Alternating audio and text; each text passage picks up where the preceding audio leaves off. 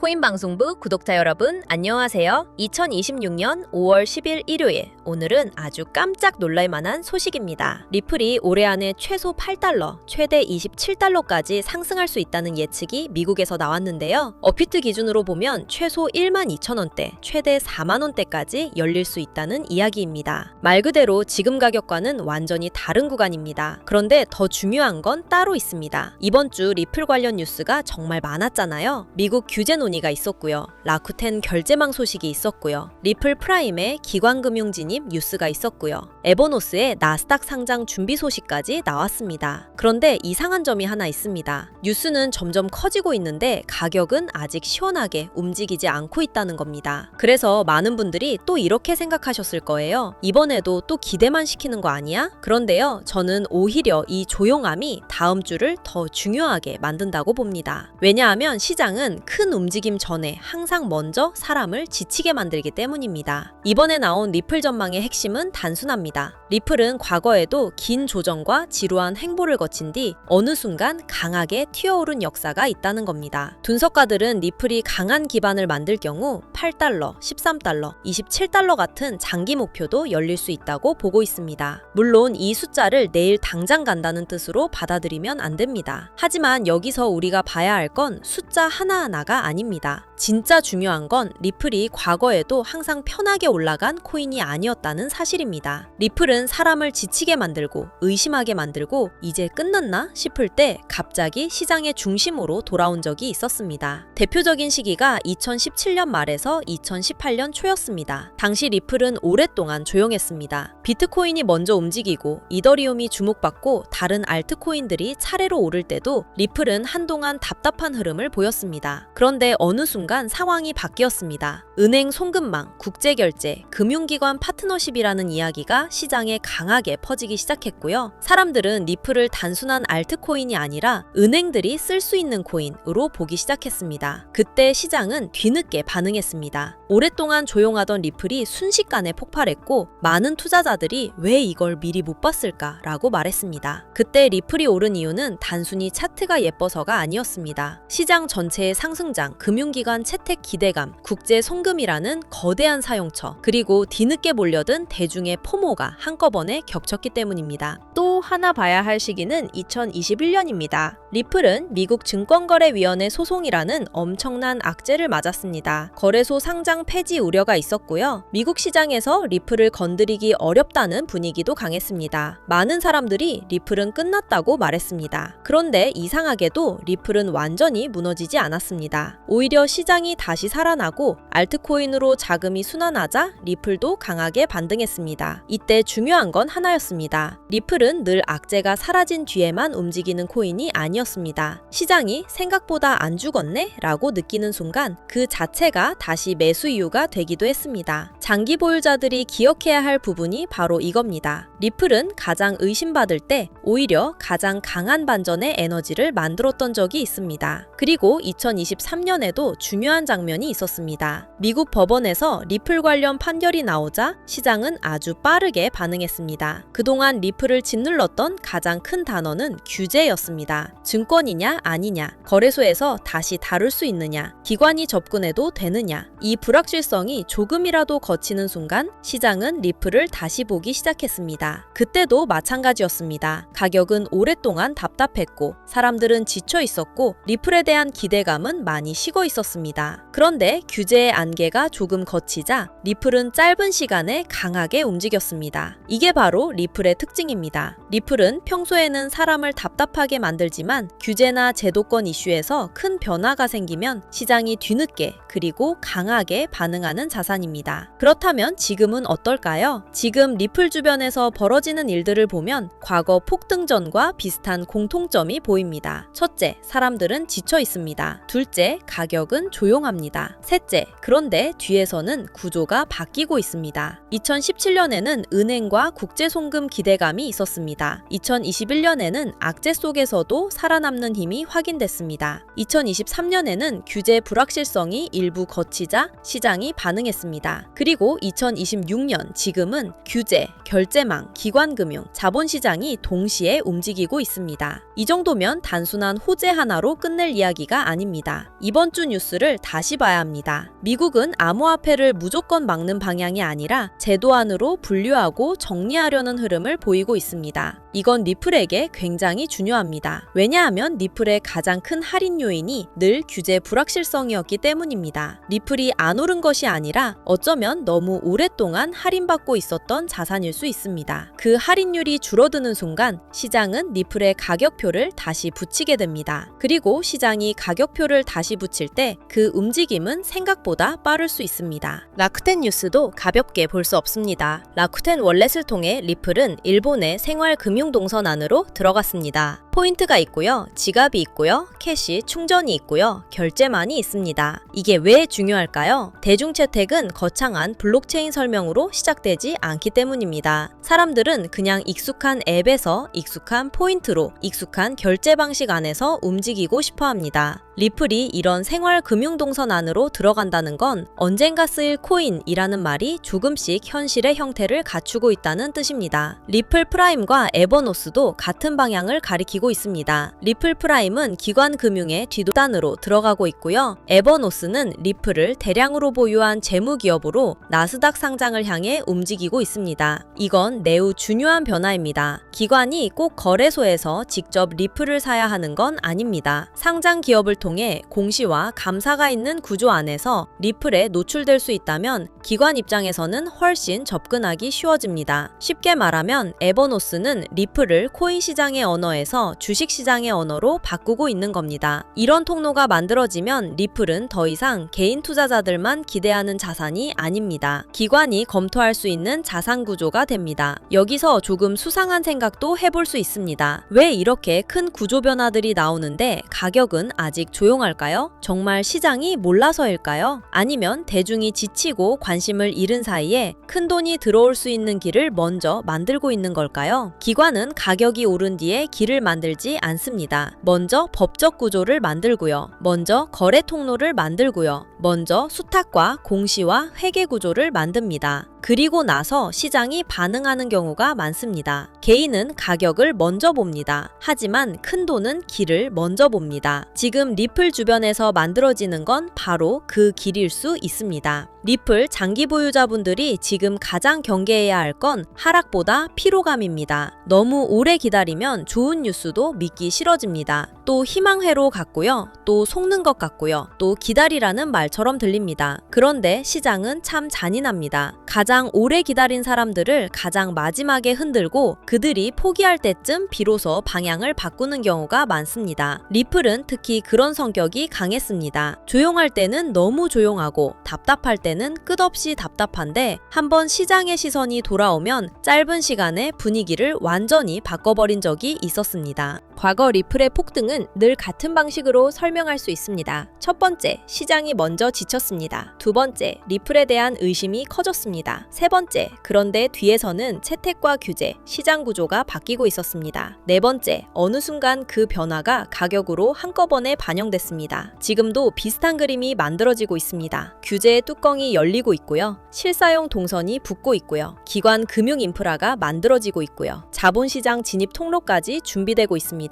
그런데 가격은 아직 조용합니다. 이 조용함을 단순한 실패로만 볼 수 있을까요? 저는 오히려 이 구간이 리플이 다시 시장에 관심을 받기 전 마지막 침묵일 수 있다고 봅니다. 오늘의 결론입니다. 리플이 8달러, 13달러, 27달러까지 갈 수 있다는 전망은 물론 공격적인 시나리오입니다. 하지만 중요한 것은 그 숫자 자체가 아닙니다. 리플이 과거에도 긴 침묵 뒤에 갑자기 폭발했고 그 폭발은 늘 이유 없이 나온 것이 아니었다는 점입니다. 2017년에는 금융기관과 국제 송금 기대감이 있었습니다. 2021년에는 악재 속에서도 살아남는 힘이 있었습니다. 2023년에는 규제 불확실성 완화가 있었습니다. 그리고 2026년 지금은 규제, 결제망, 기관금융, 자본시장이라는 훨씬 더 큰 구조가 동시에 움직이고 있습니다. 이 흐름이 계속된다면 리플은 다시 한번 시장의 가격표를 바꿔달 수 있습니다. 리플 투자자분들, 지금 필요한 것은 막연한 희망이 아닙니다. 필요한 것은 과거를 기억 기억하는 눈입니다. 리플은 원래 쉽게 믿음을 주는 자산이 아니었습니다. 오히려 가장 오래 의심받고 가장 많이 조롱받고 가장 지루한 시간을 지나온 뒤에 갑자기 시장의 중심으로 돌아온 적이 있었습니다. 지금도 그 조건들이 하나씩 쌓이고 있습니다. 뉴스는 커지고 있고 가격은 조용하고 투자자들은 지쳐 있습니다. 하지만 과거 리플이 가장 무섭게 움직였던 때도 바로 이런 분위기 속에서 시작됐습니다. 지금의 조용함을 가볍게 보지 마십시오. 리플은 아직 폭발하지 않았습니다. 하지만 폭발했던 과거의 이유들과 지금 쌓이고 있는 구조적 변화는 점점 더 닮아가고 있습니다.